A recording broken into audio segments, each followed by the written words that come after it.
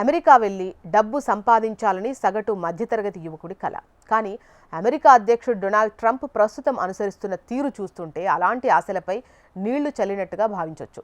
America first అనే కార్యక్రమాన్ని నెరవేర్చే దిశగా భారత్తో పాటు ఇతర దేశాల నుంచి విద్య, ఉద్యోగం అని అమెరికా వస్తున్న యువతపై ట్రంప్ అడ్డంకులు సృష్టిస్తున్నారు.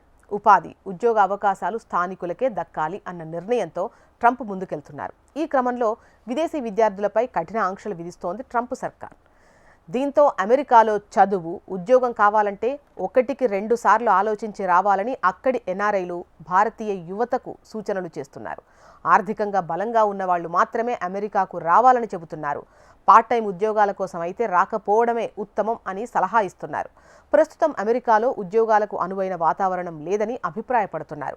మరికొందరు అమెరికా కంటే యూకే, ఆస్ట్రేలియా, జర్మనీ లాంటి దేశాల్లో చదువుకునేందుకు, ఉద్యోగాలు పొందేందుకు పరిస్థితులు మెరుగ్గా ఉన్నాయని పేర్కొంటున్నారు. తాజాగా ప్రతిష్టాత్మక హార్వర్డ్ యూనివర్సిటీలో విదేశీ విద్యార్థుల ప్రవేశాలను రద్దు చేస్తూ ట్రంప్ సర్కార్ కీలక నిర్ణయం తీసుకుంది. అయితే హార్వర్డ్లో ఇప్పటికే 788 మంది భారత యువత ఉంది.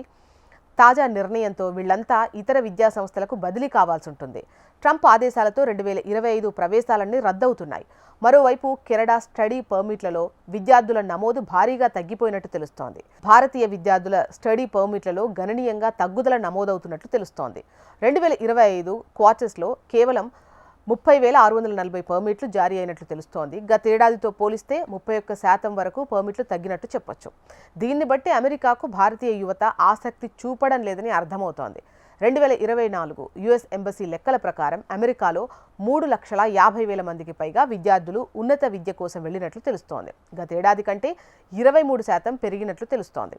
మరోవైపు విదేశీ విద్యార్థులకు అందించేటువంటి F1 వీసాలను కేవలం 20 సెకండ్లలోనే తిరస్కరణకు గురి చేస్తున్నారు.